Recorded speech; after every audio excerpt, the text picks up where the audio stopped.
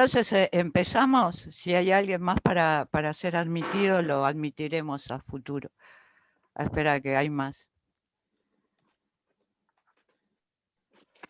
Bueno, hoy vamos a hablar de...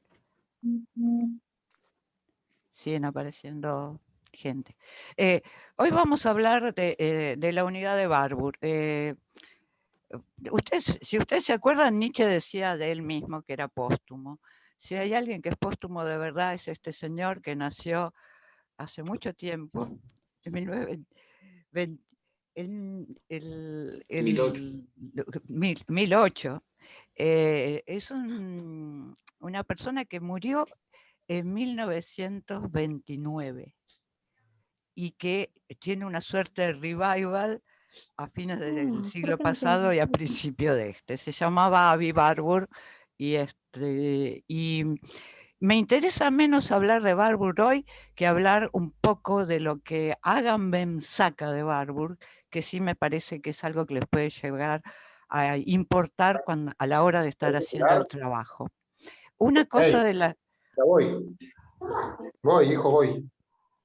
Una de las cosas que les quiero pedir, si se puede, es que cuando yo estoy mostrando imágenes, no puedo ver los chats, o los puedo ver porque lo tengo a pantalla completa. La idea es que si quieren hacer preguntas, las pueden hacer hablando. Desmutéense y hagan la pregunta. Y de última también, después, en todo caso, vamos a hacer un seguimiento del chat, porque aparecen muchas preguntas en el chat. Entonces, Barbour es Avi Barbour, y es este señor que les muestro en una foto efectivamente rara. Entonces,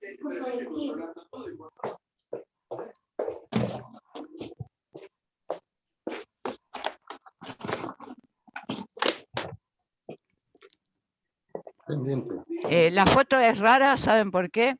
Porque esto es de una visita que hizo él en 1895, cuando tenía 29 años.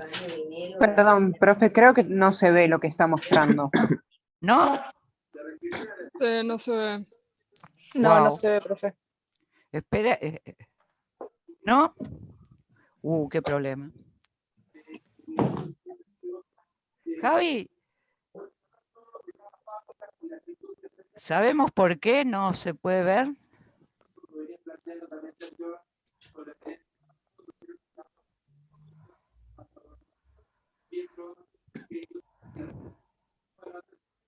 Si no puede pasar el link, profe, lo vemos.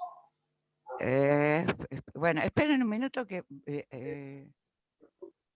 Feli, que en compartir pantalla, fíjate que te tiene que aparecer. Y espera que estoy tratando de admitir a gente que se puso ahora. Dale.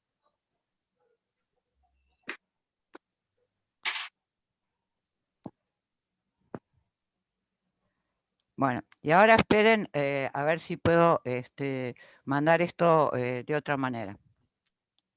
¿Sí? Estoy acá.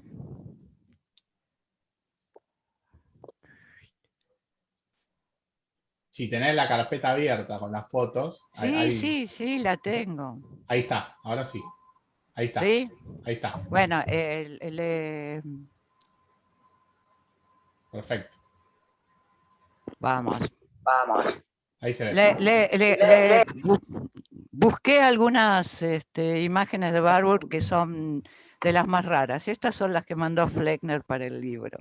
Y estas son de la visita que hizo en 1895 a los Hopi, a los indios Hopi. Esa visita que Barbour hace a los Hopi, de la que hay otra foto que es espeluznante, que es esta, que es él con una máscara Hopi, que va a tener repercusión en la vida de Barbour mucho después, en 1923, cuando de una conferencia en un loquero, que ese es el asunto.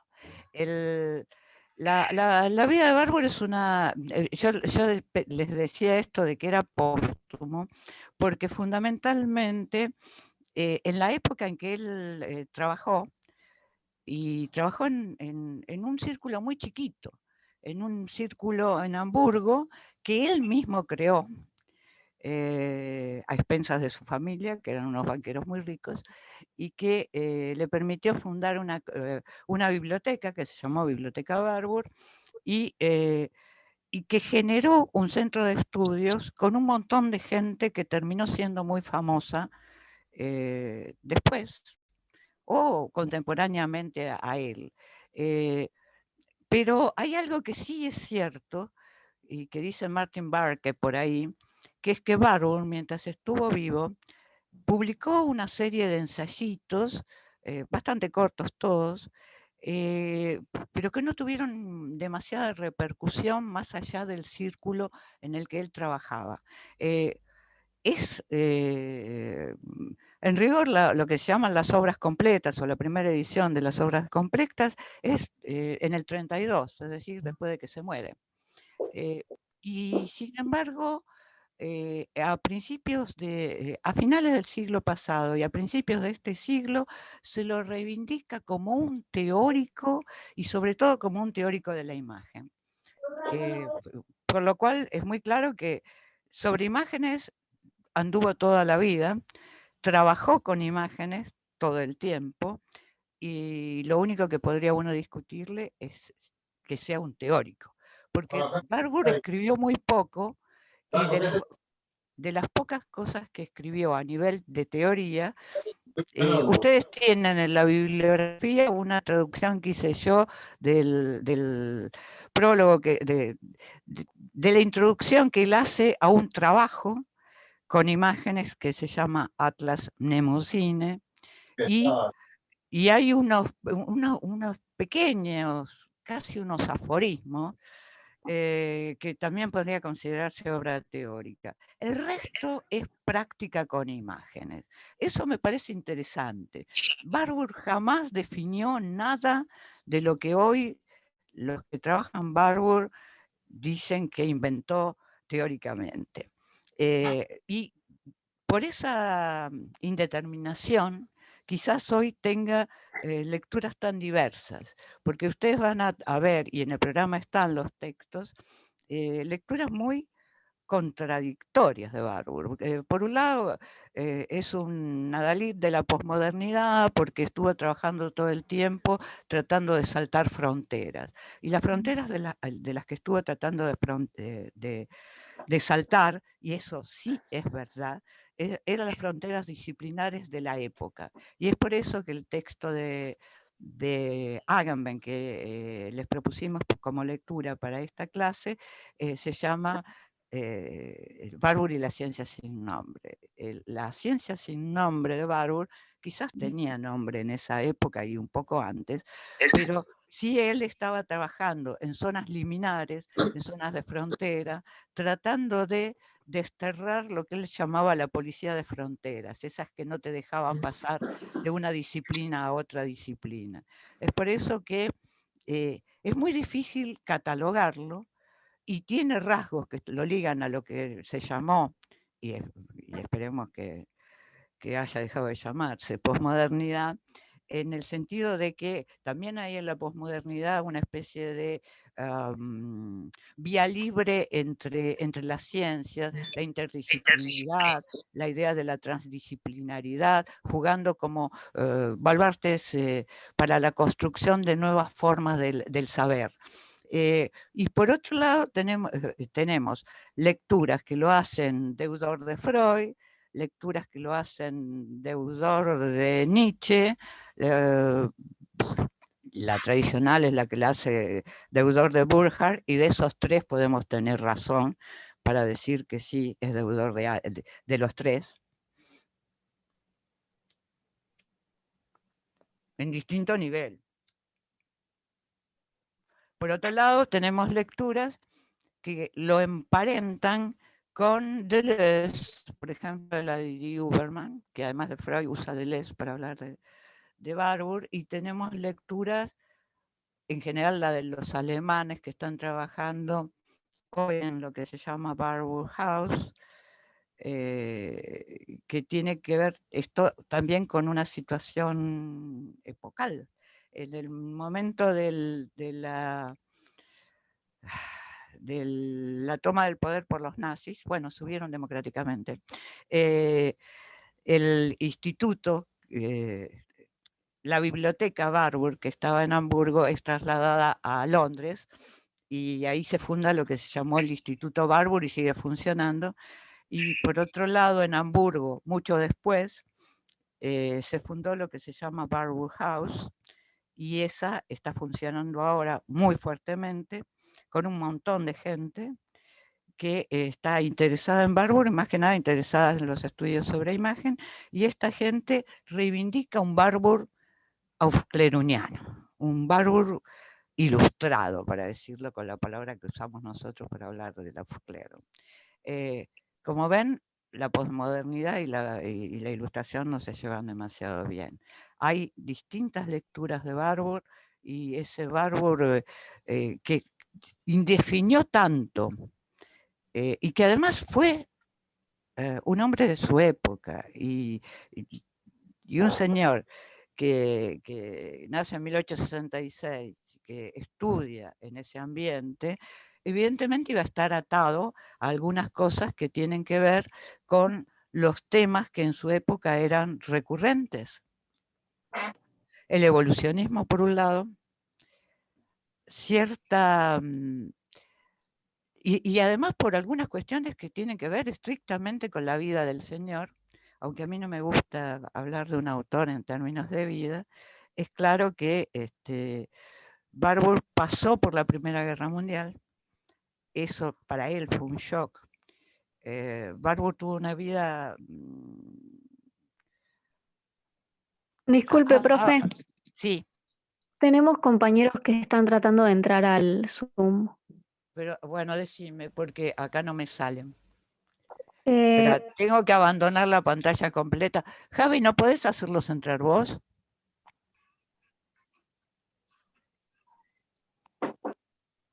Sí, ahora sí. Ahora estoy tratando de poder.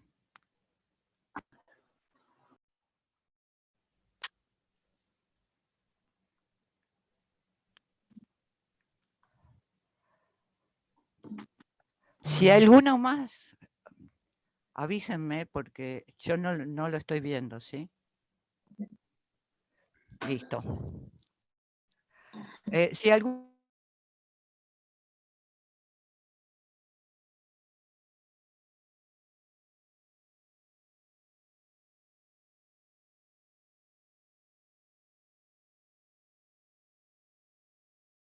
Barbour pasó por un loquero y lo que les mostraba de esas imágenes de los indios pueblos, se llaman indios pueblos, son los Hopi. Que fueron sacadas durante esa estadía que hizo él en ocasión del casamiento del hermano en Estados Unidos, son para él lo que le permite de alguna manera recuperar la razón, porque hay una conferencia que da en el 23, en el loquero en el que estaba internado, en el que para demostrar que está cuerdo, retoma esa conferencia y entonces la pone en palabras. No, hasta ese momento no la había puesto en palabras. Hoy tenemos varias versiones de esa conferencia. Y es un poco el motor que le permite continuar los trabajos que estaba realizando. Por eso, y esta cuestión del trabajo con los indios lo hace también susceptible de otro epíteto que se le va a endilgar, y el epíteto que se le va a endilgar es el de antropólogo, en el sentido de una persona que en épocas en que la antropología estaba todavía surgiendo como campo del saber, se dedica a trabajar esos temas que trabajaban los antropólogos. Él tenía ciertas lecturas de los antropólogos de la época y fundamentalmente una relación con los de la Smithsonian, instituciones smithsonianas se llaman, rigor. Y pergeña ese trabajo, por lo cual hay también muchos trabajos hablando de antropología en lo que Barbour hace. Él a veces la define como que lo que él hacía era una especie de psicología de las expresiones humanas. Quizás esta cuestión de llamarlo una antropología de la cultura no esté tan mal. Y quizás tampoco tenga sentido ponerle nombre a lo que él hacía, porque digamos que él está interesado en varias cosas, y en varias cosas muy distintas. Yo creo que los dos términos que de alguna manera inventa y sin embargo no define nunca son pathos formel y Nachleben. Los digo en alemán porque después podemos hasta discutir qué quieren decir cada uno. Pathos formel es fórmula del pathos. Ustedes saben que pathos en griego quiere decir pasión, en el sentido fuerte de que del opuesto a acción. Es decir, la acción es algo que uno ejercita per se, la pasión es algo en lo que uno se sumerge. O para decirlo en términos de Aristóteles y los términos de Aristóteles de la retórica, Aristóteles en la retórica decía que uno puede ser persuadido de tres maneras por un discurso. Por el ethos, y el ethos es el carácter o la forma de ser de aquel que habla, es decir, uno le cree a alguien porque tiene una tradición de decir la verdad o porque simplemente es esa persona que es, y eso es la garantía de verdad. La otra es que uno puede creer un discurso por el logos, dice Aristóteles, y por el logos es por la propia índole del discurso, y la otra es por el pathos. Y por el pathos es que un discurso puede ser creído porque persuade apelando a las emociones de aquel que recibe el discurso. Como vieron en Aristóteles, la cosa pasa por el ethos, que es propio de quien emite el discurso independientemente de quién lo dice y de qué toque en el... Sí, tocaría también la razón, el logos o el discernimiento en aquel que lo escucha y el pathos, que sería un discurso capaz de conmover, que en el fondo conmover es una linda palabra en español porque es mover con. Es decir, cuando alguien te conmueve, vos te movés con aquello que te conmueve. Es una relación, es un movimiento que se transmite. Y en ese sentido, pathos formel, es fórmula en alemán, y pathos es, claro, una palabra en griego. Y cuando Barbour habla de pathos formel, a mí me cuesta pensar cuál de las dos cosas es la que está presente siempre. Y esto lo digo en serio. Es decir, uno pensaría que la fórmula es una forma cristalizada y por lo tanto es aquello que siempre se mantiene. Y sin embargo, habría que creer que en Barbour hay algo que tiene que ver con la naturaleza humana, con que somos estos bichos que somos en tanto humanos, de lo que no nos podemos desprender, y que eso sí son las emociones, las pasiones, y que eso es lo que siempre está presente en nosotros y la fórmula simplemente nos lo repite. En rigor, si uno lee las versiones tradicionales acerca de qué es una pathos formel siempre es una fórmula emotiva. El emotiva no está en alemán nunca, ¿no? Es la traducción que hicieron los ingleses del pathos. Pero es una emoción que se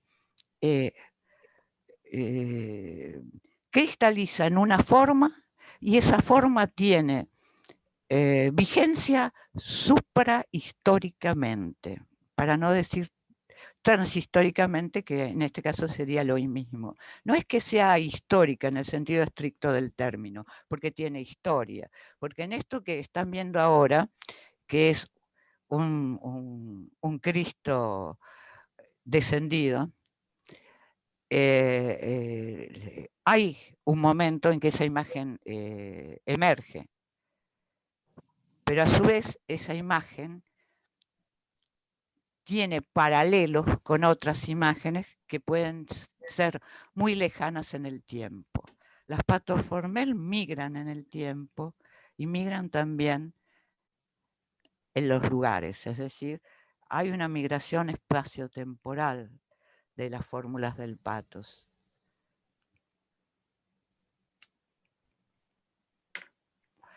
De hecho, esto tiene que ver con el otro, con la otra palabra que pareciera ser una especie de concepto o de noción fuerte en la obra de Barbour. Dije que nunca definió qué es una pathos formel, ¿no? Por lo tanto, todo lo que digo está sacado de otros autores y estoy diciendo también lo que yo opino que es una pathos formel, pero él no define nunca qué es una pathos formel. De última, serían fórmulas que de alguna manera constituyen huellas en la memoria y hay que pensarlas como huellas en la memoria colectiva, y que es por eso que son aprendidas, y está bien, son aprendidas en distintas épocas, y también habría que pensar que las distintas épocas seleccionan las fórmulas que están vigentes para esa época, y algunas están vigentes para una época y otras para otras. Pero la idea es esta, la idea es la de la y ahora sí, ya lo dije. La otra noción fundamental es la de Nachleben, que yo traduje como persistencia y no como sobrevivencia, que sería la traducción más tradicional, digamos. Pensar que hay imágenes que no es que sobrevivan en el sentido de que estén siempre presentes, sino que perviven en la memoria de los hombres, como una suerte de huella anémica, que eso también es una cosa muy de la época, una huella anémica que Semon llama engrama, y la revista más importante que habla de Barbour en italiano se llama Engrama. Y que de alguna manera tiene una potencia energética que nos cabe todavía, y es por eso que seguimos reaccionando de la misma manera a las mismas imágenes. No son las mismas imágenes, que como ven aquí, ahí puse dos juntas, después, a ver. Feli, Sí, pregunta Paula, que me parece sí. interesante, si esto se relaciona con el punctum de Baltz, la idea de pathos formel. Sí, con el punto de Barbour se De Barthes. relaciona. Sí, perdón, con el punto de Barthes se relaciona por una sencilla razón, que es que son imágenes que apuntan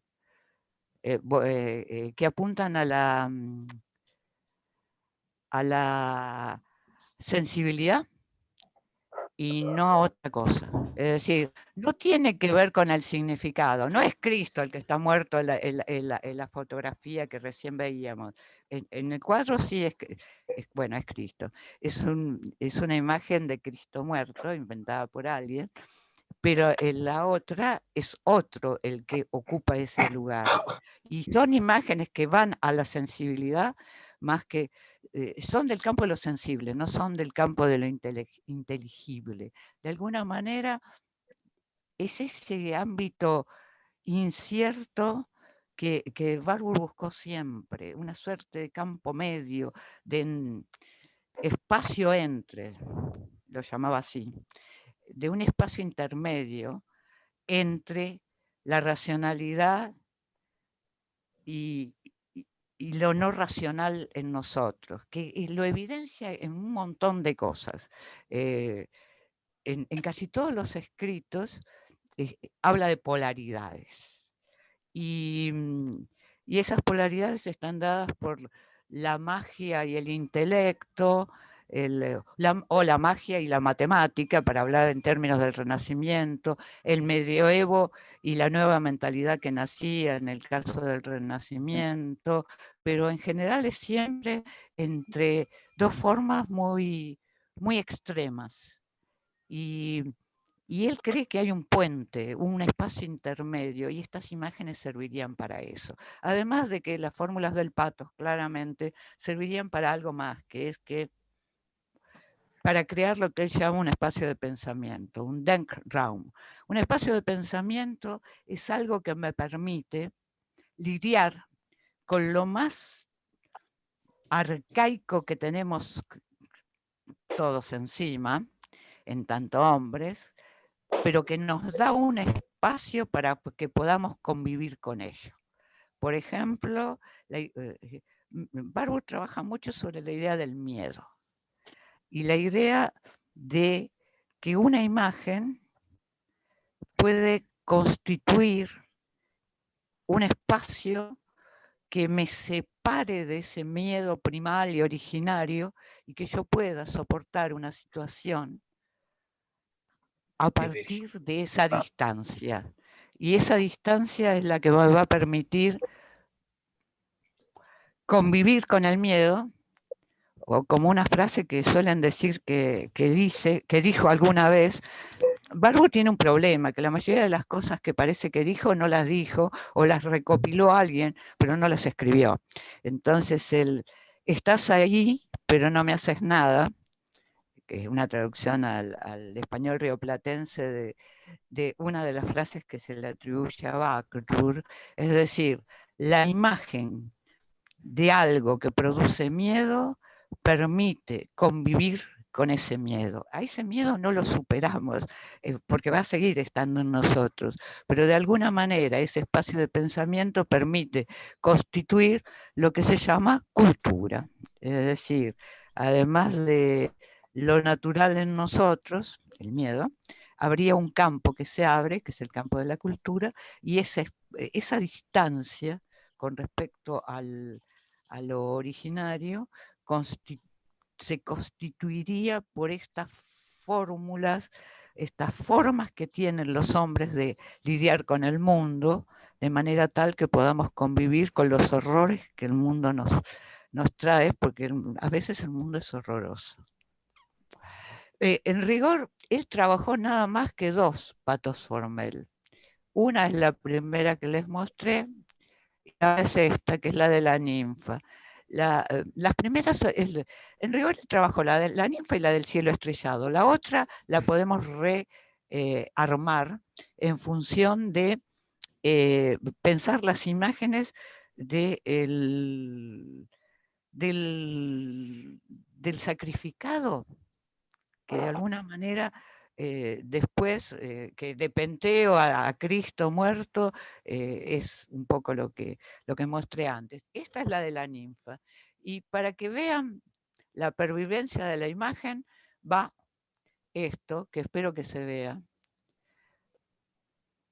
Profe, perdón, cuando No, pone no la se ve. imagen, ¿hay chance de que agrande un poquito? Porque están muy chiquitas No, en el está medio y muy quizás no chiquito, se me di aprecia. cuenta de que lo había hecho con imágenes chiquitos, pero me di cuenta hoy a la mañana recién y no lo pude arreglar. A ver si podemos ver esto. Esto es un video, y no lo hice yo, lo hicieron en Italia, y es un seminario Nemocine del 2014, es la Universidad de Venecia. Quizá iniciando la presentación la vemos más grande. Es que decime cómo y lo hago.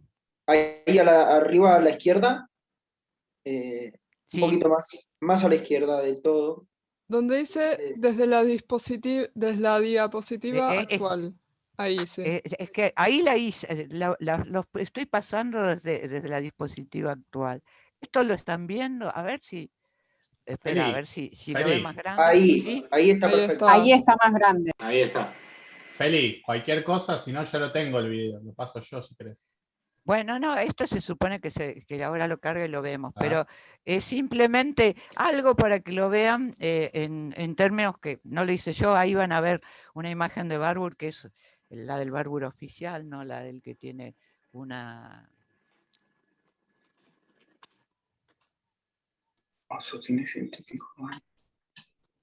Y esto sí tiene música y está hablado, pero está en italiano.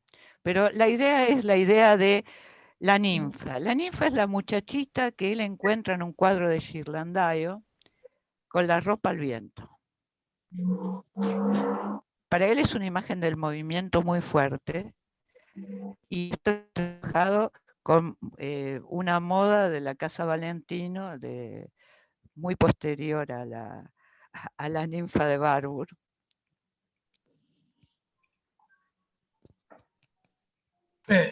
¿Cuál es la emoción que está ahí en el patos? En ese caso, ¿cuál es la emoción, digamos? Mira, es la imagen del movimiento. Ah. Lo que él encuentra acá, que son imágenes siempre es una muchacha, siempre tiene las vestiduras al viento y hay un juego de movimiento que, si vos lo pensás, en el momento que él lo está pensando en que el Renacimiento retoma imágenes, este es Barbour, versión oficial, que el Renacimiento retoma imágenes que durante la Edad Media no se trabajaron. Y a lo hierático de la Edad Media se contrapone esas figuras en movimiento que vos podés ver en Botticelli o en cualquiera de los pintores del Renacimiento. Esta es la Biblioteca Barbour y esas son las láminas del álbum Mnemosyne. Mnemosyne era un atlas y un atlas es eso. Un atlas son imágenes. Y a mí me interesa plantearles que lo que intenta Barbour es argumentar con imágenes. Cosa que es muy difícil de hacer, pero que él intentó. Por supuesto que él intentó con lo que tenía en su época, por eso son tan aburridas y las podemos encontrar hoy en colores en internet y son mucho más divertidas. Pero la idea es así, de pensar una figura que... La idea es la vida en movimiento, que esa muchacha que traspasa épocas, sigue estando vigente y que hoy la podés ver en una propaganda de shampoo. El pelo al viento o en una propaganda de cualquier playa que se nos presente hoy. La idea es simplemente esa, la idea de poder pensar cómo yo puedo hacer una serie de imágenes pasando de una imagen a otra imagen con alguna coherencia, sin que esa coherencia sea la coherencia de la subsunción de la imagen a concepto. Estoy diciendo cosas fortísimas a nivel epistemológico, si se quiere, o metodológico. Pero yo creo que sí, eso es de verdad lo que Barbour hizo, con distinta felicidad, digamos. A veces lo consigue, a veces no lo consigue. Pero la idea de poder enhebrar cosas distintas, trabajando con imágenes siempre, y sin explicitar del todo, porque ese es el problema con Barbour, no explicita del todo por qué esta imagen se relaciona con esta imagen. Lo mismo pasa con la biblioteca esa que vieron recién y que tenía escrito arriba de todo la palabra Mnemosine. Mnemosine es la madre de las diosas, la madre de las musas en la mitología griega, y es la memoria. ¿Ven? El encontrar el hilo conductor que me lleve de esta imagen a esta imagen es el juego que nos propone Barbour. ¿Ven que se ve más lindo con las imágenes actuales que con las que él, en blanco y negro, por supuesto, porque la época así lo demandaba,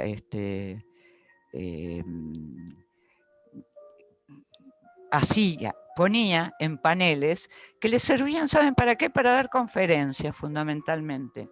Y a veces cambiaba el orden de los paneles. Lo mismo pasaba con la biblioteca.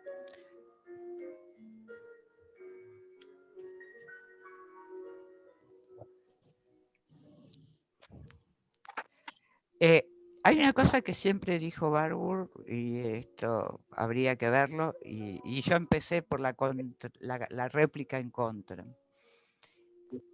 que las Patoformel que le había trabajado son de la cultura occidental. La ninfa y el cielo estrellado, y aún cuando trabaja el cielo estrellado, trabaja mucho las culturas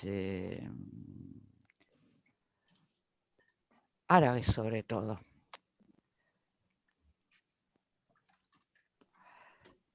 Después vamos a esto.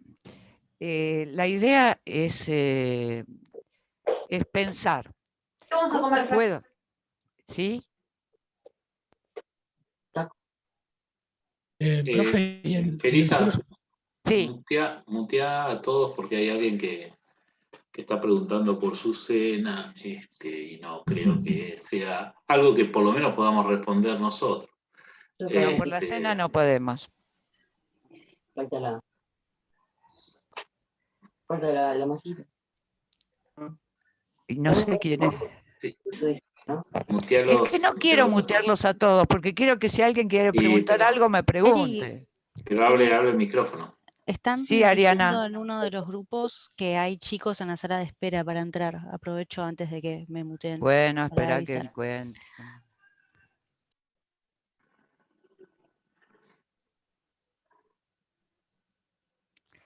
Javi, tenemos que hacer que uno de los dos hable y el otro... Sí, está contigo. No sé si podés Creo que pasarme a están. mí como host, y vos podés compartir pantalla. Bueno, dale, entonces te Fíjate. pongo como... Bueno, ya los puse, ya los hice entrar. Barbour encuentra en una pintura, que es esta pintura de Ghirlandaio, a esta muchacha. Esta muchacha le parece que tiene una carga de vitalidad que esta señora no tiene, ¿sí? Y es por eso que empieza a rastrear dónde se encuentra esta imagen. Y esta imagen la encuentra acá, y la encuentra acá, y la encuentra acá, y la encuentra acá. Por supuesto que mostré cosas griegas y cosas helenísticas. Pero también la encuentra, y algunas de estas no las va a encontrar Barbour siquiera, acá. Y eso acá, es en la esta ninfa. muchachita, sí, en esta muchachita que está bajando la escalera. Y yo la encuentro acá. Y esto que es una pintura del siglo XIX. Y esto que es Picasso, que están muy gordas las ninfas, pero bueno. O en esto, o en esto, o en esto. Y que todas estas son de publicidades, ¿vieron? Y estas no eran de publicidades. Y acá hago un pasaje, porque las primeras podrían ser ninfas. Estas son ménades. Las ménades son otra cosa que las ninfas. Las ménades tienen más que ver con esto, que es una Magdalena, A eso con esto, el arte. que con las ninfas. Esto es una mena. Las ménades son esas seguidoras de... y tienen más que ver con esta que con una ninfa. ¿Y saben por qué? Porque la idea es esta. La ninfa, que sería el esplendor de la vitalidad, y la ménade, que sería el éxtasis. Las ménades son las seguidoras de Dionisos. Son esas que desgarran a Penteo o a Orfeo en la mitología griega, que los matan. Es decir, que una madre mate al hijo porque está en una situación de indistinción que le hace imposible reconocerlo, hace que la figura de la ménade es la figura de la sinrazón, si queremos, o de el éxtasis orgiástico, para decirlo en términos tradicionales, y esa figura de la alegre movilidad tiene algo que ver con esta otra figura, que es la de el sufrimiento. Como si esas polaridades de la alegría más alta, y acá me voy a uno que sí, sin lugar a dudas, estuvo en la cabeza de Barbo, y el dolor más extremo, en la imagen, son uno y el mismo. Y el que me voy, necesariamente, se llama Nietzsche. Lo dionisíaco implica esa indistinción, ese momento de lo caótico, ese momento antiapolíneo, si queremos decirlo así, ese momento en que la pasión gana. ¿Tenías por ahí? La forma pierde. ¿Tenías por ahí, Feli, de Bernini, de Santa Teresa? Sí, la ese última de veía- todas iban a ser las dos de Bernini. Pero yo quería pasar como la figura de Penteo puede ser también la figura de Cristo entre las mujeres, la figura del Cristo muerto, la figura del Che muerto. Y ahí está, y acá está. La Teresa de Bernini, este es el éxtasis de Santa Teresa. Bernini, un gran escultor, la verdad, barroco, claro está. Y la Teresa de Bernini tiene algo que es que esto se llama el éxtasis de Santa Teresa. Y es dolor o placer lo que evidencia, perdón, el ángel es otra cosa, Teresa es esta. La cara de Teresa, ¿es la cara del dolor o es la cara del placer? El juego es que la cara del dolor y la cara del placer más alto, y más que placer, el goce más alto y el dolor más extremo tienen la misma cara. Y es por eso que la ninfa y la ménade en el arte cristiano va a ser la Magdalena llorando ante la tumba de Cristo, y cualquier imagen del dolor que encuentren hoy va a jugarse en esa polaridad y acá otro Bernini, que es la Beata Ludovica. Y fíjense ustedes también, la cuestión de la coalescencia es una linda palabra para hablar de esto, del dolor y del goce más alto. En el fondo, esta idea de las polaridades en Barbour es muy fuerte. y por supuesto que tiene un montón de textos en los que lo que explica y lo revuelve a explicar en términos de una especie de posibilidad de salir de los extremos y de convivir con los extremos que el mundo nos plantea.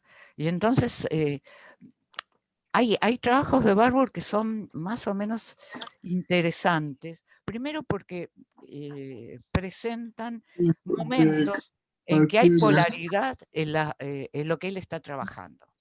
La polaridad que hay, por ejemplo, en el trabajo que él hace sobre Sassetti, se llama La última voluntad de Francesco Sassetti, es por qué un señor elige poner en su capilla mortuoria, y eso no puse imágenes, imágenes de centauros, y es un señor perfectamente cristiano, pero es un hombre del Renacimiento, un hombre que se debate entre dos mundos y que de alguna manera tiene, si uno quiere decirlo así, engramas, como cualquiera de la época, no es que Sassetti sea un personaje excepcional, es un señor que se dedica al comercio, de una memoria transmitida, trazas, rastros de una memoria transmitida, que es una memoria, si uno quiere pensarlo en términos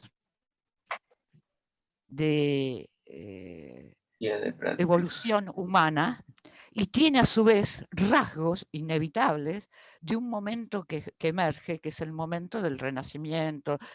El señor se dedica a hacer negocios, está empezando a fundarse lo que podría ser el individuo, lo que nosotros llamamos individuo, y un tipo de mentalidad distinta al tipo de mentalidad que había en el medioevo. Por eso también muchos piensan que, bueno, Barbour es el inventor de la historia de las mentalidades o de las microhistorias, porque justamente muchos de los trabajos de él se dedican a cosas así, como agarrar el testamento de un señor y fijarse qué hay ahí de interesante para poder dar cuenta de una época. O trabajar sobre un tema que a él, yo creo que Barbour dice que de cierta manera todos somos esquizofrénicos, que todos tenemos esas polaridades, que todos somos más de uno podría ser miles, o albergar multitudes, qué sé yo, pero por lo menos que esas polaridades existen en nosotros y que de alguna manera estamos siempre pivoteando entre uno y otro, entre aquello que nos liga fundamentalmente y emotivamente y aquello que nos liga racionalmente. Si ustedes quieren, eso se da cuando él trabaja, y trabaja mucho, por ejemplo, cuestiones que tienen que ver con la magia, o con la superstición, o con los exvotos que hay en una iglesia, y por qué se ponen esas cosas. Y esto en términos de pensar que eso, que la Ilustración pensaba que se había dejado de lado, o por lo menos el deber ser del hombre era dejar de lado, sigue estando vigente en nosotros. Esa idea de que en el fondo seguimos siendo tan fetichistas como... Fetichismo es una horrible palabra porque la inventan. Fetichismo es una de las pocas palabras que existen en casi todos los idiomas del mundo, que tiene origen en una palabra portuguesa. Y es la palabra con la que los curas portugueses que estaban en África llaman a los dioses de otras culturas a las que no tenían demasiado entrada. Pero que después retrospectivamente podemos llamar fetiches a un montón de cosas de antes y después de esa nominación. Que nosotros pensamos que las cosas viven independientemente de que sepamos que están bien muertas es algo que todavía nos pasa. Y esa idea que cuenta Mitchell, que un profesor le decía a los alumnos, bueno, si ustedes piensan que las imágenes no tienen poder, prueben recortarle a la foto de la madre o de la novia o de la pareja de uno, recórtenle los ojos, a ver si se anima. Esa idea de pensar que algunas cosas, y no estoy hablando solamente de las imágenes, también estoy hablando de las cosas, de los que tienen una herradura, aunque no crean en que la herradura es que sabemos que el tener una herradura no te va a traer buena suerte, o el que tiene es la pata de un conejo, creo, como amuleto. Todos sabemos que la pata del conejo es una pata de conejo y la herradura estuvo alguna vez en la pata de un caballo o no, y te la hicieron para que la pusieras ahí en algún lugar de tu casa como símbolo de la buena suerte, pero la idea no es tanto eso, sino que eso todavía funciona, y funciona en la vida cotidiana. Es decir, en la vida cotidiana no conocemos, en el sentido de pensar en las cosas clara y distintamente, como decía el bueno de Descartes, ni tenemos, cuando convivimos con los demás, una actitud cognoscente para con los demás. Es decir, nunca somos del todo sujetos, de la misma manera que nunca somos del todo objeto cuando yo les estoy hablando a ustedes, o cuando ustedes le hablan a alguien a quien quieren o odian, o con el que mantienen una relación que no es ni tan polar. Pero la idea es esa, es que en muchos aspectos de la vida y de la vida de todos los días, la idea de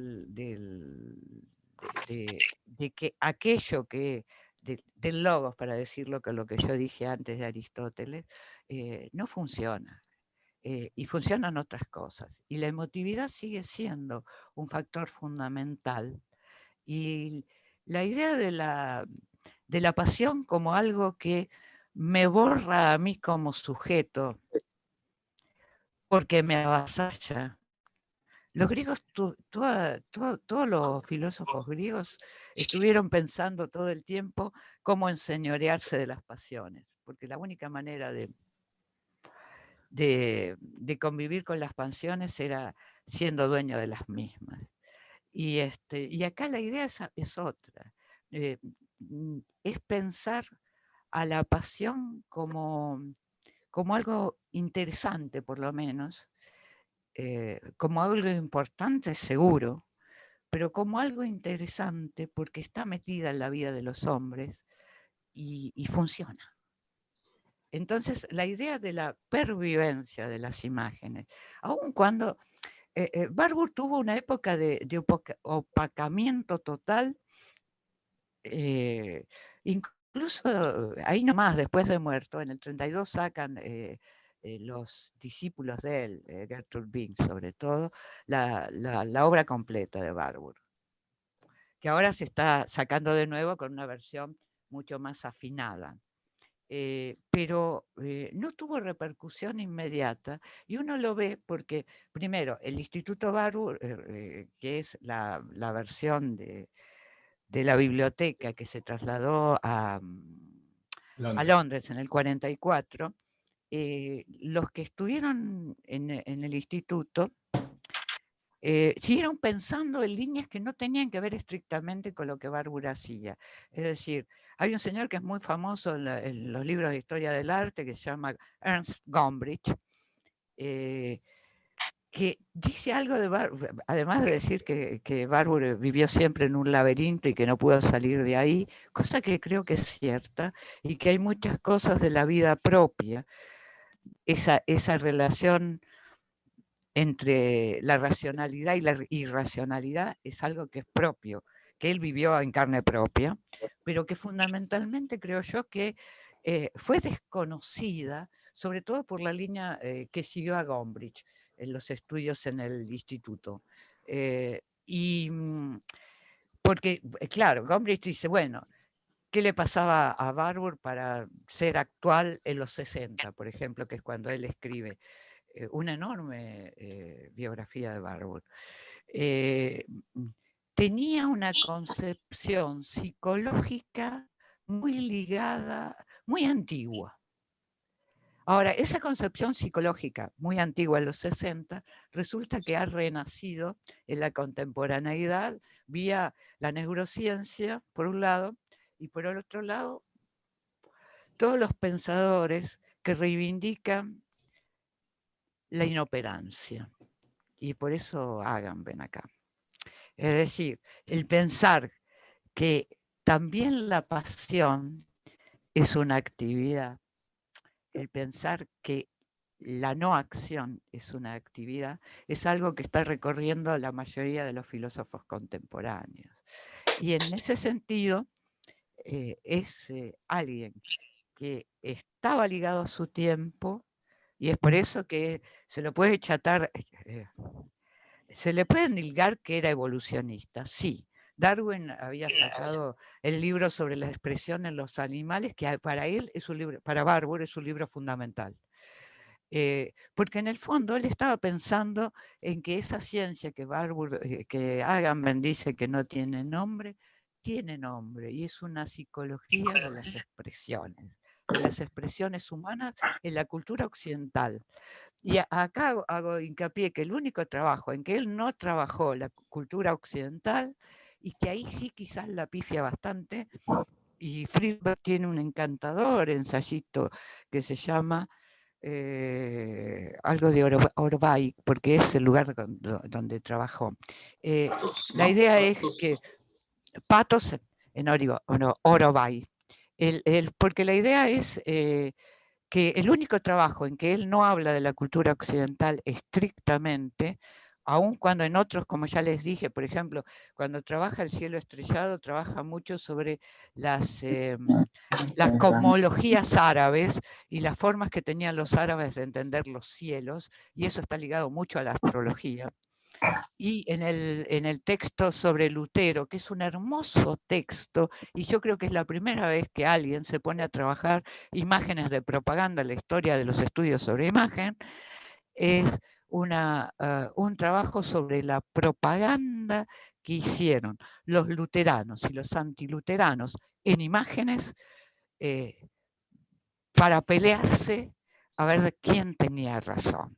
Y hay un encantador conjunto de imágenes que eran usadas, es decir, eran actos de imagen, como dice Bredecamp, muy fuertes, porque de verdad la imagen propagandística es necesariamente y está intencionada como acto de imagen.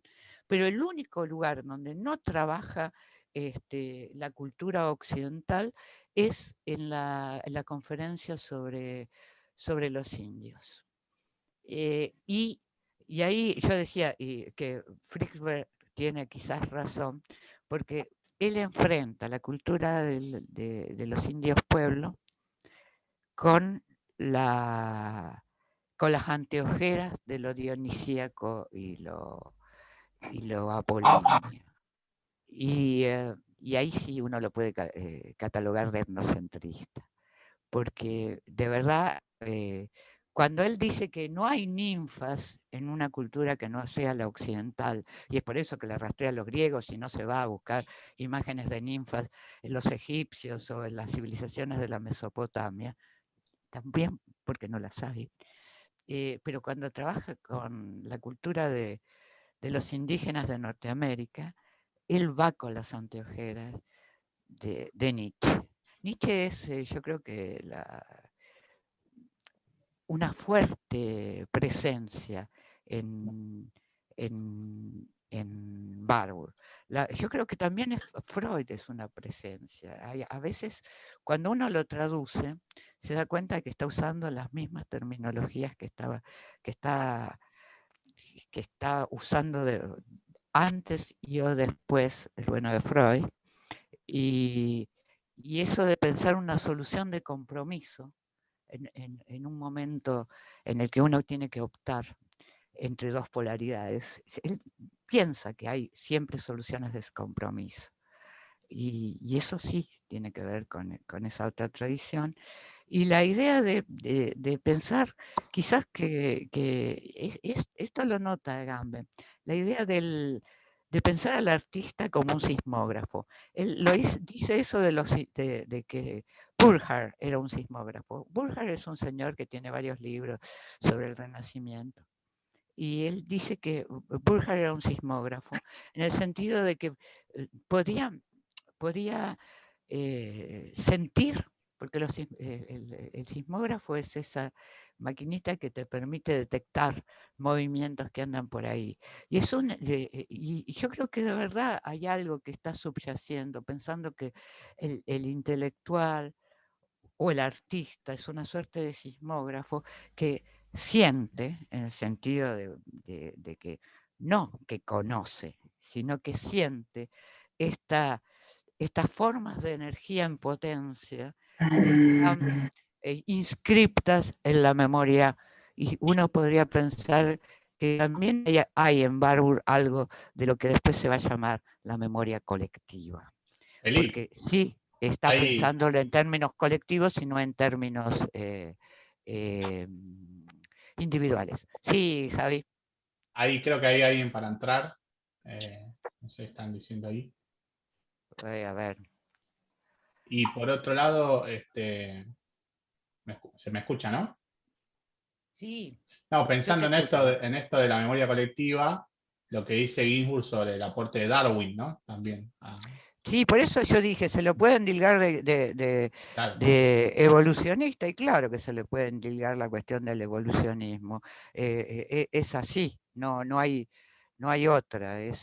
Porque incluso incluso en los usos que hace, por ejemplo, Eisenman en el efecto Auguray, pareciera que la Pato-Formel es como una especie de fuerza neutral, ¿no? Que cualquiera puede usar, digamos, a su manera, porque habría como una cosa primaria, una dimensión primaria que está en la dimensión evolutiva.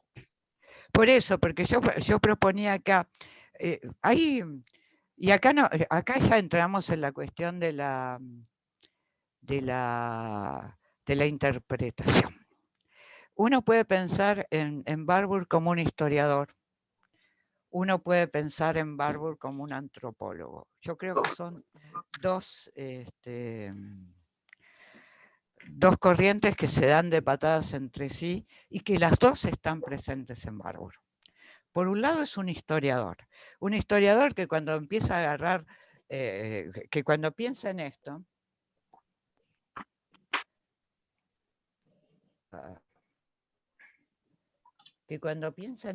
está pensando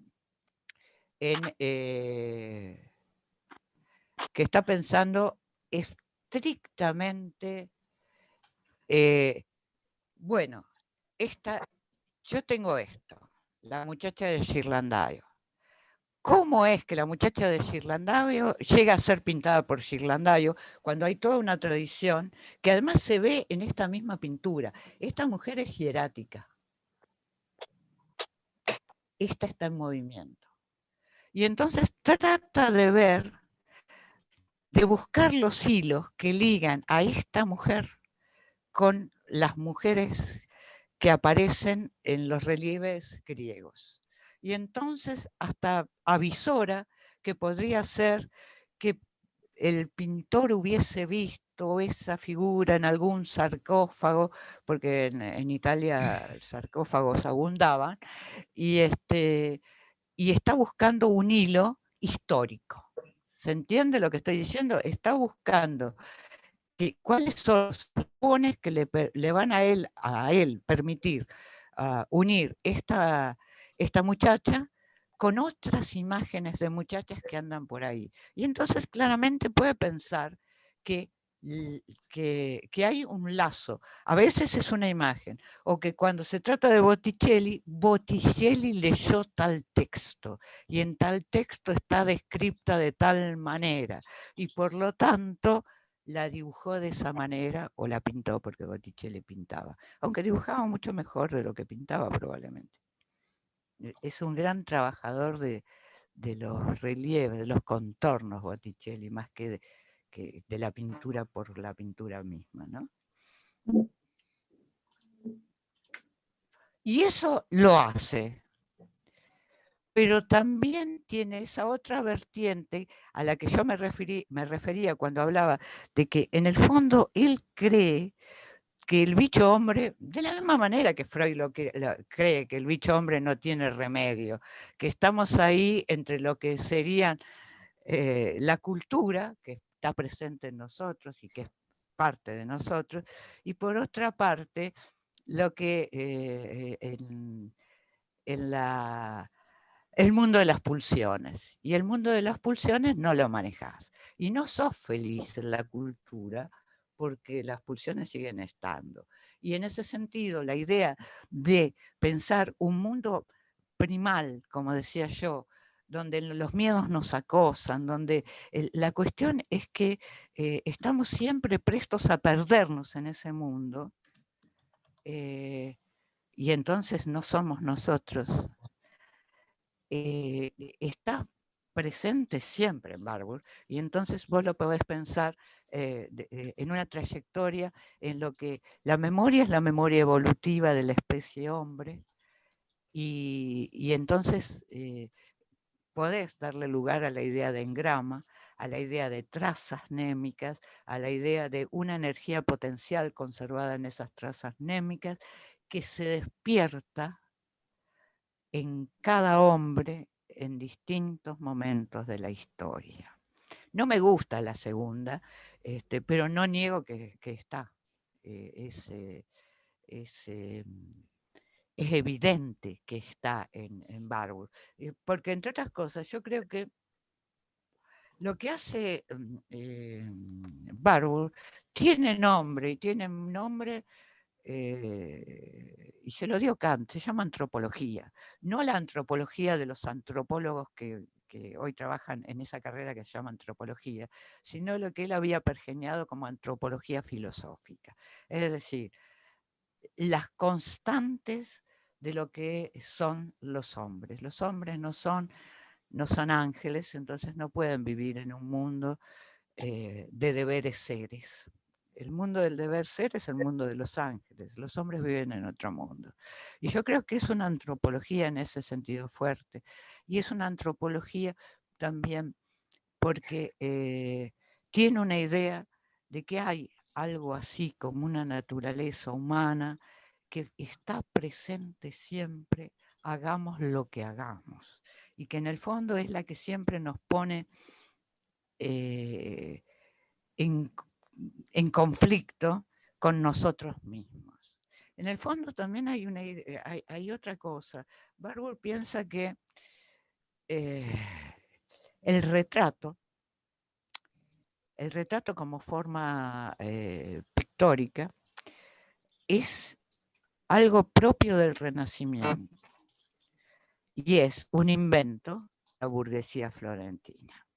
La burguesía florentina, que eran esos hombres que no eran, por tradición, uno pensaría en Rancière acá, los que no tienen un valor dado por su linaje, es decir, los que no eran aristócratas, y que sin embargo tenían una fuerza muy importante en Florencia, en Génova, en distintos lugares de Italia en la época del Renacimiento, y que fueron los primeros retratados per se. Porque digamos, los otros retratos que andan ahí, por ahí dando vueltas, son retratos de función. Claro que hay retratos de reyes, retratos de arzobispos, retratos de alguien que ejerce una función. Pero aquel retrato de aquel que no es nadie, porque no tiene una función determinada, es el retrato del mercader florentino. Del burgués florentino, que aparece por primera vez como individuo en la sociedad del Renacimiento. Ojo, van a encontrar cantidad de libros que digan que bueno, hay una idea de la individualidad en otros momentos de la historia y que hay retratos personales en otros momentos de la historia, pero la idea de Barbour está muy ligada a eso, a que el retrato está ligado a la individualidad y lo que nosotros llamamos individuo como aquel que se desprende de una comunidad y se considera a sí mismo parte de una comunidad, y uno podría decir en términos de política, las primeras formulaciones de una política como suma de individualidades nacen en el Renacimiento. Es decir, las otras formas de lo político son siempre formas de la comunidad o formas, que uno piensa en Maquiavelo, que también era de la época, son consejos dirigidos a un príncipe para que maneje a una multitud. Pero la idea de una sociedad, no como, me estoy metiendo en una definición que los sociólogos tienen muy en claro, que es la distinción entre comunidad y sociedad. Una comunidad es una comunidad por tradición, una sociedad es una sociedad por adhesión. Y la idea es que la sociedad tal como la conocemos empieza por ahí, en esa época, y no antes. Y ojo, acá se dan los primeros vestigios, no es que se vaya a dar la sociedad como sumatoria de individuos. Después vamos a ver cuando trabajemos, que vamos a trabajar las formas en que tiene Hobbes de mostrar qué es la política o qué es un Estado, cómo el Estado va a ser una sumatoria de individuos.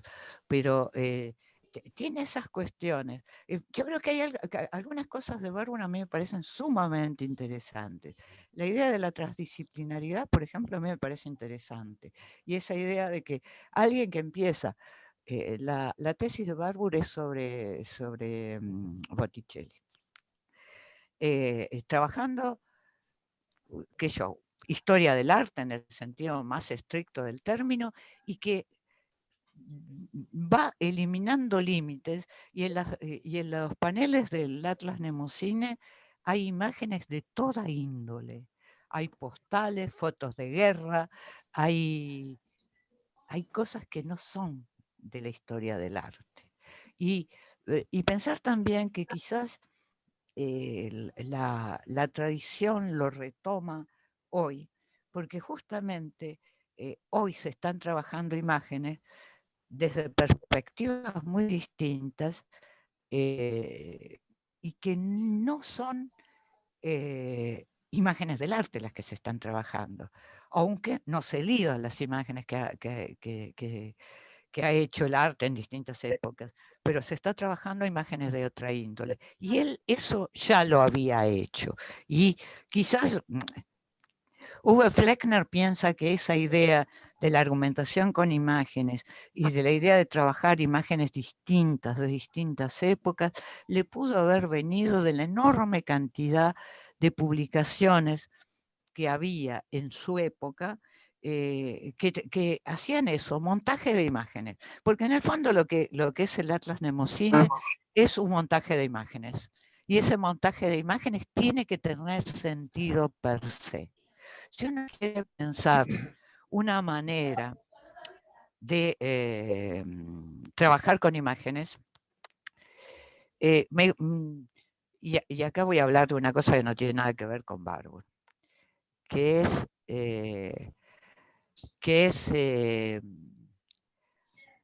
pensar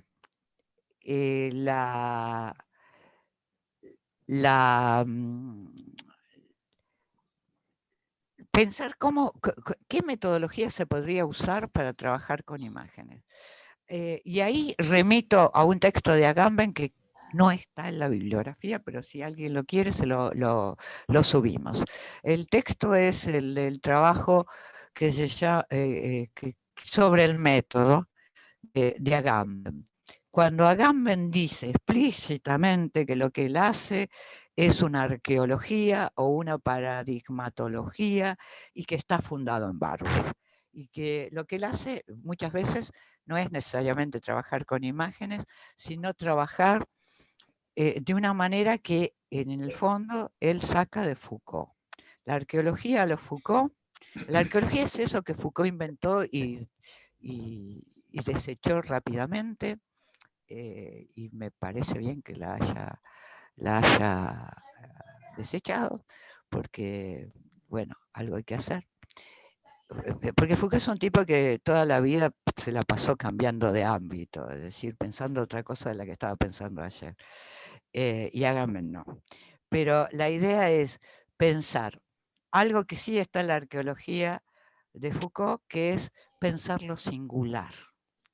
Pensar lo singular es difícil, porque tenemos todos una concepción del saber, para decirlo en términos Foucaultianos, que está ligado a que saber es remitir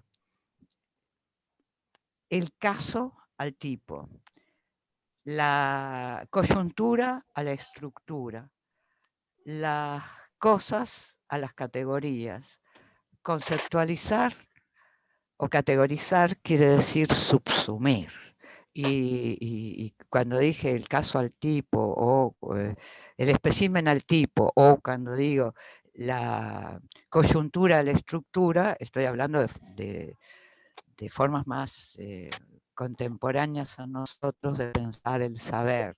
Estoy pensando en el estructuralismo y en la semiótica.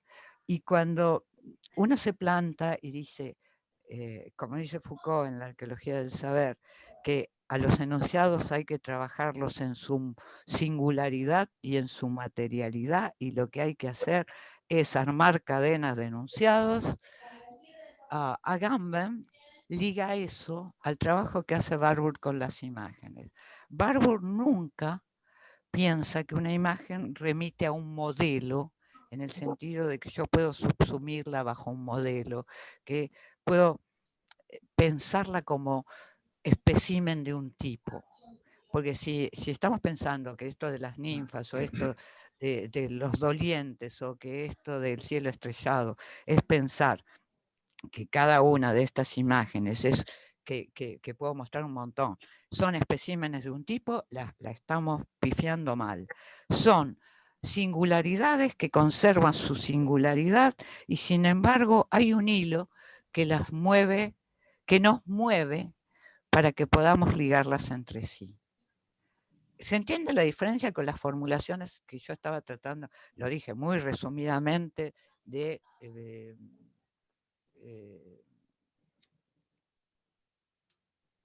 plantear con los ejemplos que di antes. Es decir, no se trata de pensar algo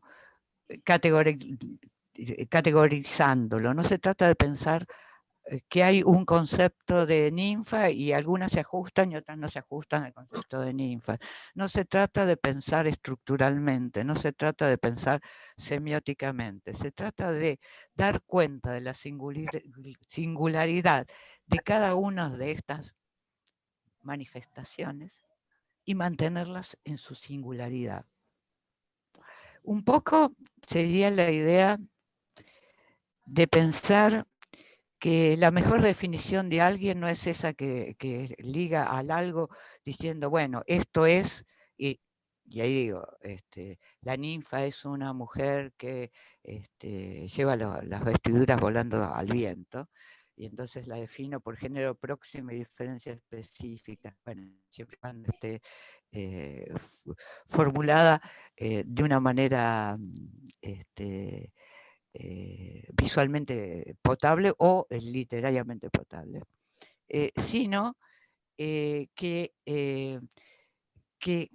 manteniendo su singularidad puede remitir a algo que de alguna manera constituye una secuencia o una serie que es indefinida. Y es por eso yo que pensaba que es una definición en los términos en que los estoicos pensaban una definición. Los estoicos no definían por género próximo y diferencia específica, así definía Aristóteles. Los estoicos decían que la definición de perro es Pomerania, pastor alemán, y sigamos, todas las formas del ser perro que se manifiestan por ahí. Por lo tanto, es una definición que no acaba nunca y que sigue siendo pasible siempre el que se le incorporen elementos nuevos. A ese tipo de cosas está apuntando Agamben cuando habla del método. Y en el fondo, cuando él los libros sobre el método, tanto el de Foucault, que es la arqueología del saber, que es post hoc, es después de haber escrito un libro que trata de poner en palabras cómo, o el camino, que eso quiere decir, o dos, el camino que lo llevó a poder escribir eso, y el libro que se llama Signatura Rerum, de Agamben, es el libro que le permite poner en palabras cómo él escribió la saga del Homo Sacer. Y la saga del Homo Sacer es el haber encontrado algo que le permite remitir del Homo Sacer.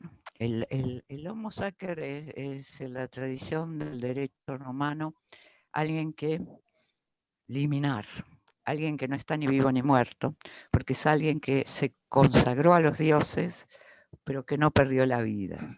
Es decir, alguien que en una, por ejemplo, alguien que en una batalla dice, si gano la batalla, consagro mi vida a un dios de los romanos. Eli, sí.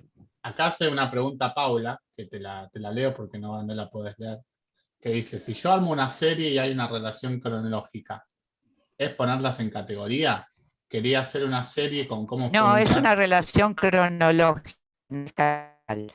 Es distinto. Lo que yo estoy diciendo, y es por eso que en Barbour o en Agamben, sigo con lo que estaba diciendo para dar un ejemplo de por qué Agamben piensa que ese Homo Sacer, que es un hombre que, ni vivo ni muerto, y que en el fondo el derecho romano se ve ante un problema, porque ¿qué pasa si vos matás a un hombre, a un Homo Sacer? Nada, porque ese ya estaba muerto. Si consagró su vida a Dios, yo muero por ti. Bueno, ya estás muerto. El problema es que sigue vivo. Entonces, no hay castigo para el que mata a un Homo Sacer. Y entonces él dice que esa condición la puede llegar a ver también en alguien que está en un campo de concentración o en un migrante.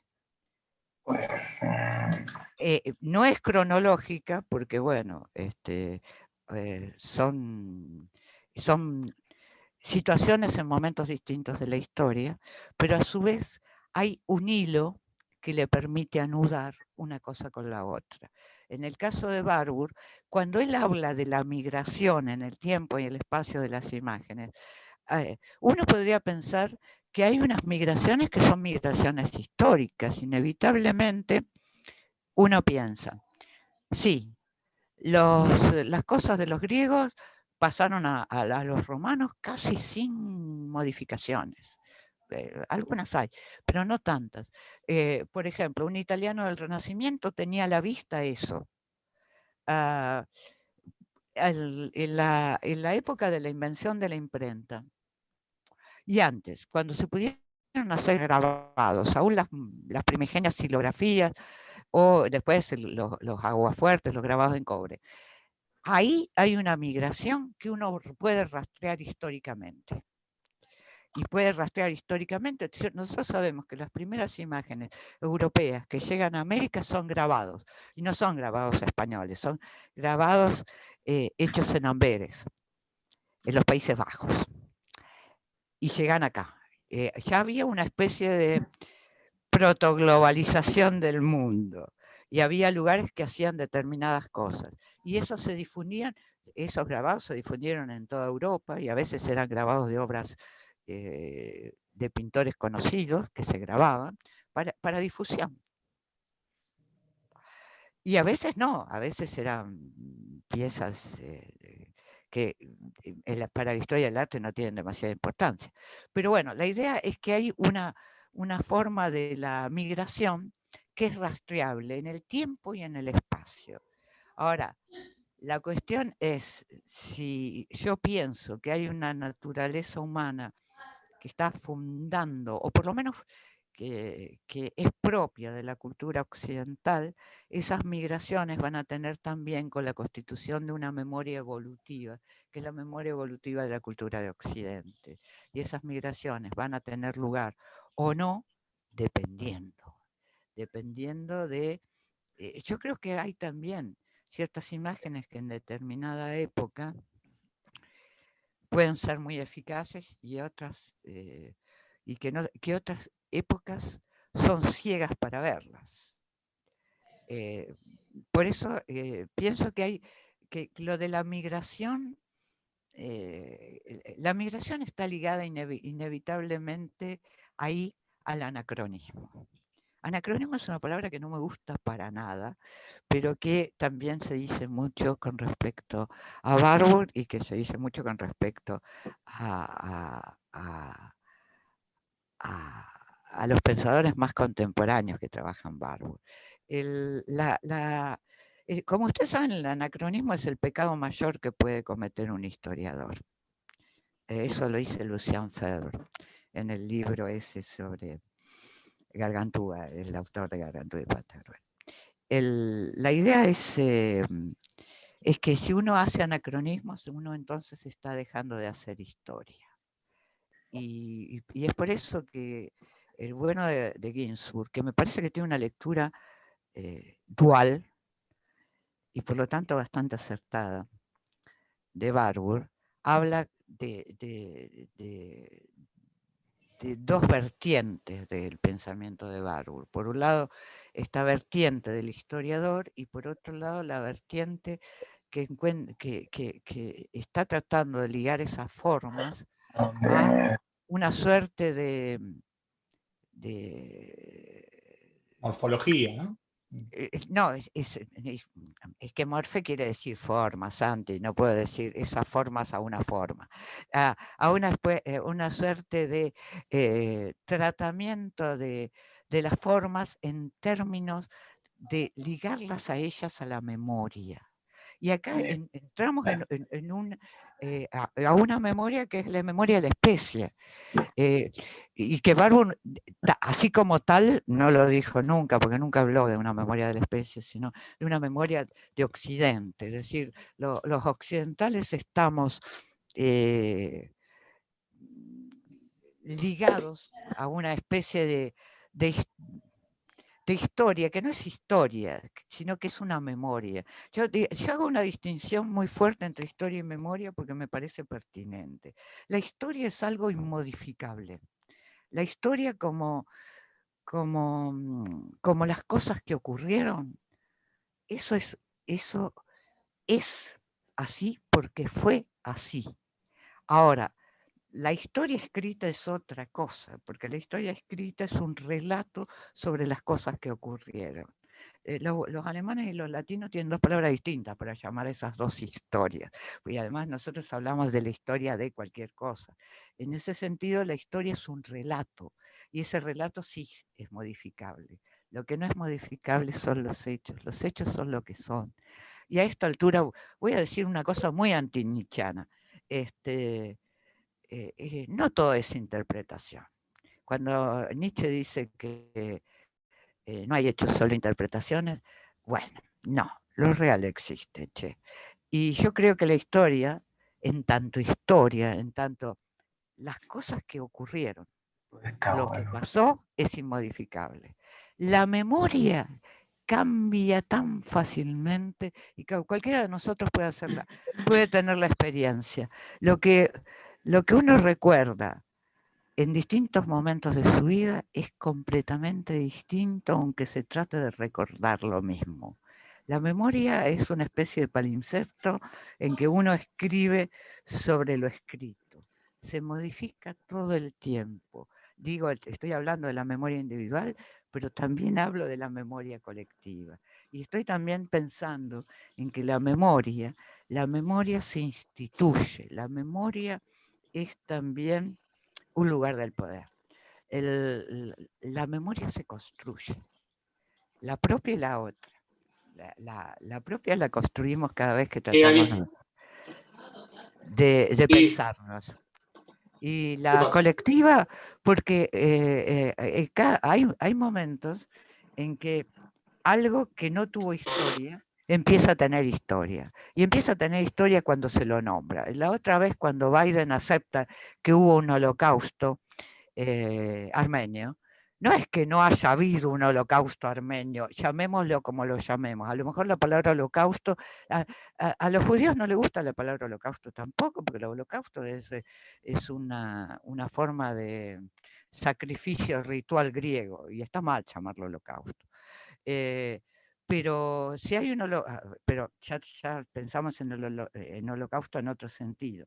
Y si hubo un holocausto armenio, y los armenios supieron siempre que hubo un holocausto armenio, pero ahora va a haber una creación más global de una memoria del holocausto armenio.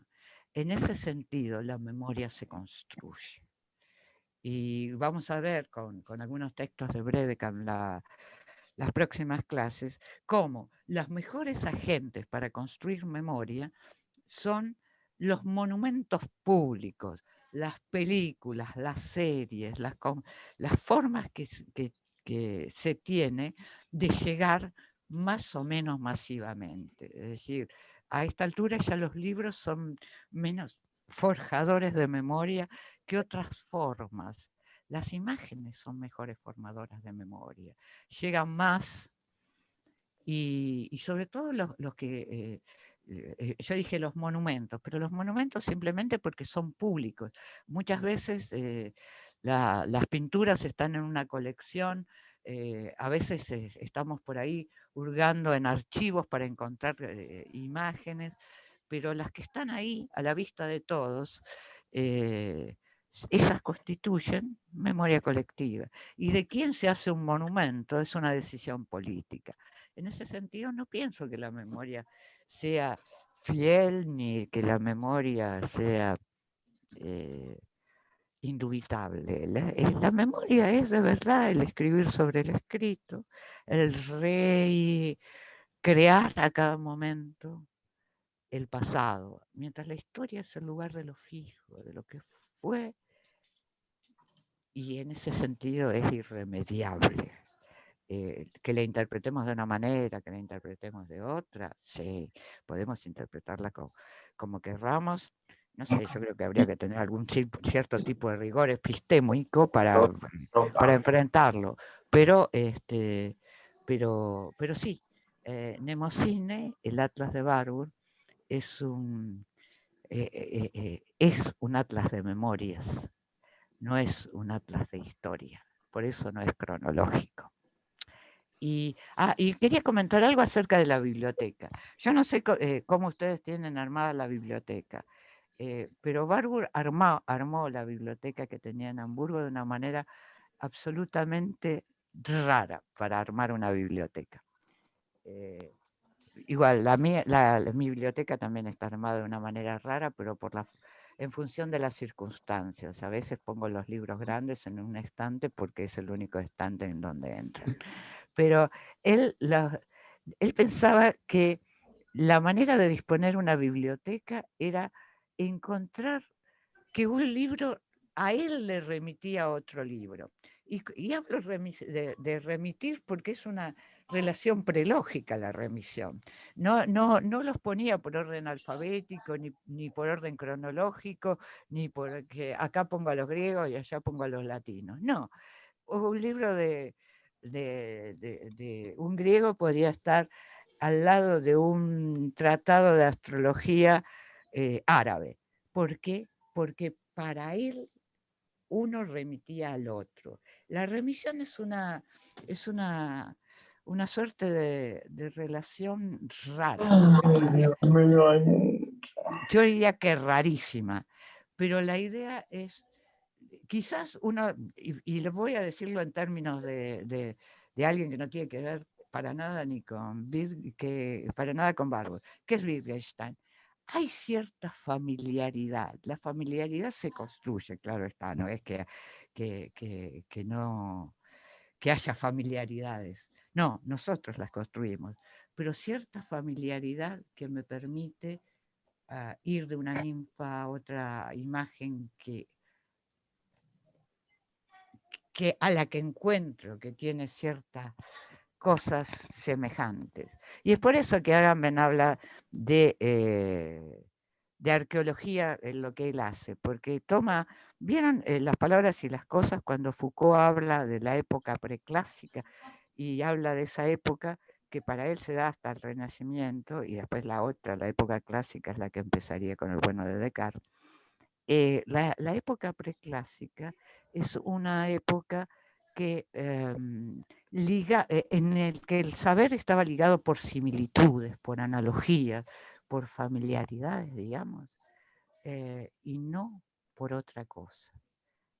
Había una especie de red tejida en el que uno podía engastar libros y cosas, palabras y mundo, sin distinguirlos, y conformar una suerte de red de similitudes, familiaridades, analogías, que eran el instrumental para poder armar la red.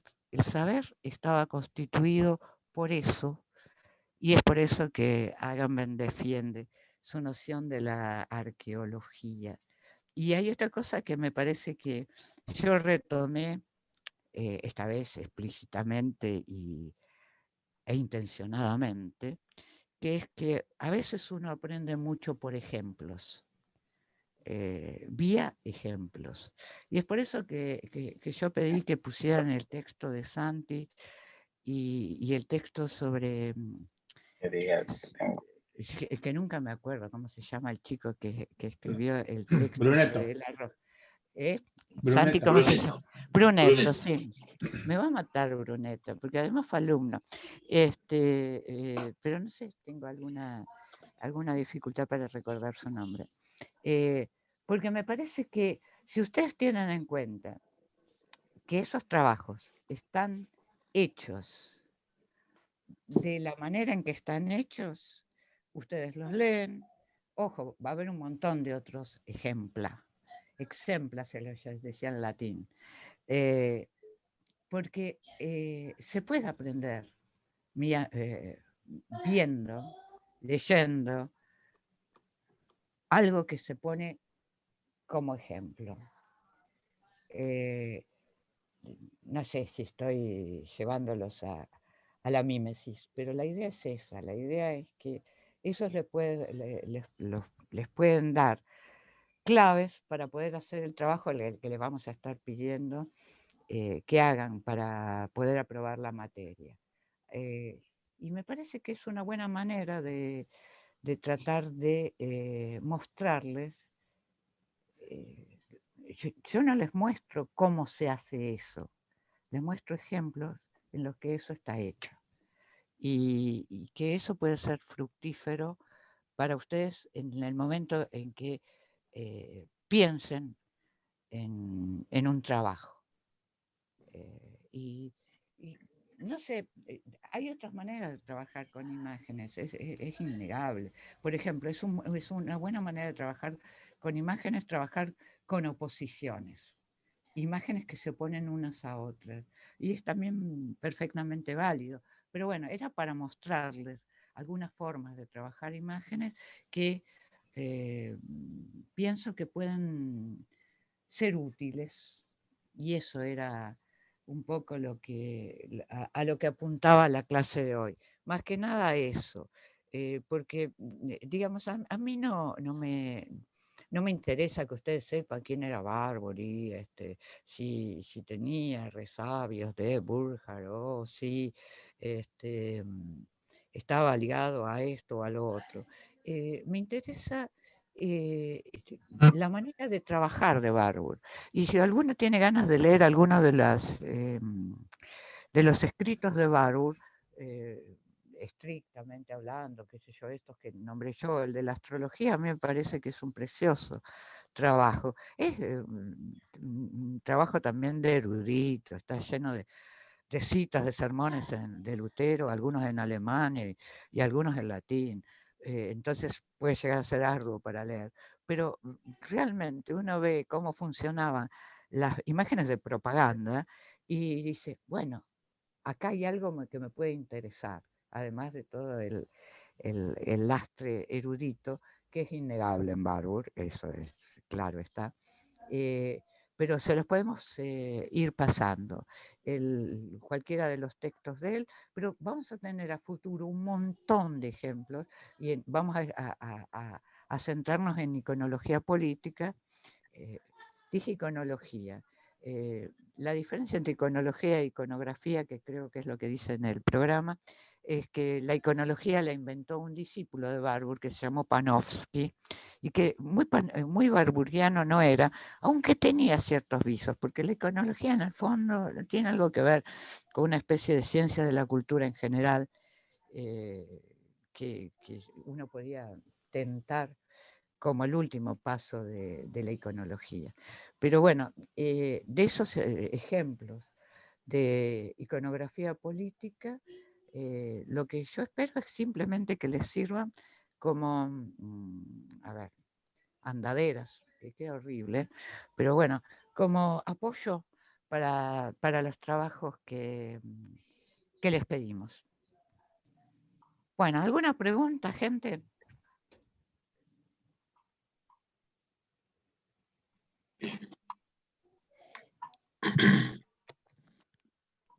Hay una... Dale. No, solamente una cuestión más que quedó ahí, no sé si, digamos que no hay, cuando vos mencionabas el hecho de eliminar las barreras disciplinarias, también elimina en su propia actividad las limitaciones que tienen los campos, entonces el propio Barbour podía mezclar algo, una imagen proveniente de una publicidad, un afiche, y una imagen del Renacimiento. No había prejuicios en ese tipo de trabajo y de búsqueda de confirmar la hipótesis a partir del rastreo de la pervivencia en el presente e incluso en lo que uno podría decir no tiene nada que ver con la alta cultura de la cual puede provenir ese tipo de construcción. No, eso es claro, porque sí es cierto que en eso los alemanes contemporáneos lo hacen perfectamente, es decir, trabajan imágenes que vienen de cualquier lado. Mitchell, que leímos el texto, también lo hace, pero algunos se quejan de que Mitchell justamente liga las imágenes de la gran cultura o del gran arte y que justamente se dedique nada más que a las imágenes más cotidianas. Pero bueno, esas son elecciones. Pero sí es verdad, y que lo llame policía de las fronteras me encanta, esa idea de que hay gente que está ahí para avisarte si vos traspasaste el límite de lo que se puede hacer en historia del arte, de lo que se puede hacer Se llama, claro. se llama vigilancia epistemológica en Bourdieu. Claro, pero él lo llama directamente los policías de la frontera y les tiene un cachito de miedo, creo yo, porque debieron haber reaccionado mal en su época.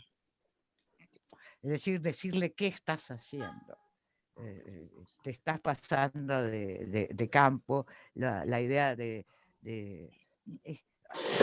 hoy estamos más acostumbrados, es decir, las disciplinas han borrado, se han borrado o se han metamorfoseado de manera tal que de pronto, qué sé yo, en letras se lee Derrida con fruición y en filosofía se puede llegar a leer a Blanchot.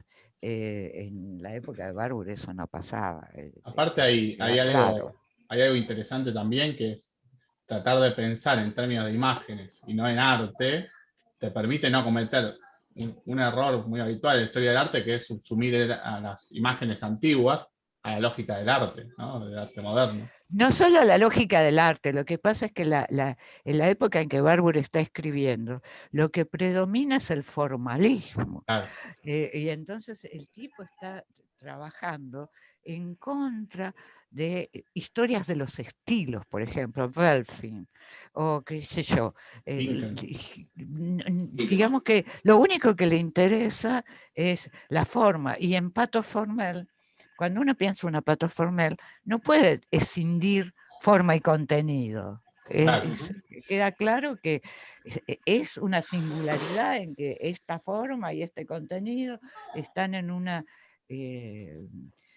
intrínseca unidad que no puede desbandarse, porque si no, no tendría sentido. Además hay una atención a los detalles, ¿no? En Barbour. Bueno, Barbour decía que el buen Dios está en los detalles. La frase original de los alemanes parece que es el diablo está en los detalles. Pero la idea es esa. Es un tipo detallista.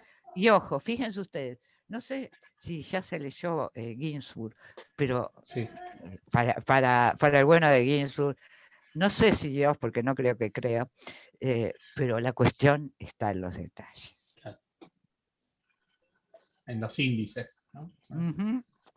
Pero son enormes trabajadores del detalle. Bueno, nos vemos la próxima, gente. Sí, para la próxima ahí preguntaban, ahí respondí, vemos el texto de Bredekamp. El texto de Bredekamp. Y bueno, y haremos un poco cómo se desarrollan algunas cuestiones que están presentes ya en Barbour, ya en algo más actual. Más contemporáneo. Y digamos que toda esta gente alemana que estamos nombrando son los que están reeditando ahora en Alemania las obras de Barbour y dándonos versiones distintas de las originales. Así que es interesante porque Fleckner hace el de los indios, Bredekamp, bueno, hay unos textos del primer simposio que hubo en Alemania, fue en los 90 del siglo pasado, y es bastante interesante porque hay una sola persona que no habla en alemán, y es alguien que a mí me parece muy interesante, también cuando habla de las imágenes, que es Peter Berg. Y Peter Berg plantea algunas de las cosas que planteo yo, esta cuestión de las disciplinas y también la conformación de nuevas formas de hacer historia. Él hace una interesante analogía con Mark Bloch, que es mucho más joven, pero fueron contemporáneos en el fondo, bueno, durante una parte de su vida.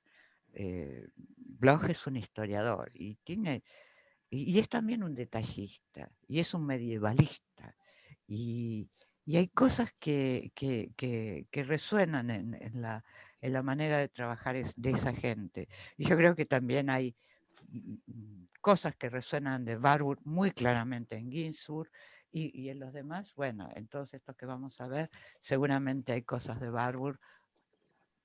Y para ellos también es esta idea de la posibilidad de trabajar imágenes per se.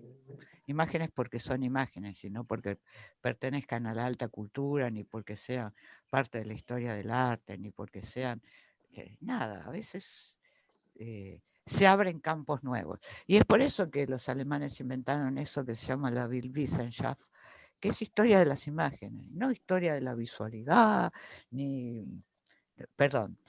estudios sobre la imagen. Wissenschaft quiere decir ciencia, pero los alemanes llaman ciencia a muchas cosas.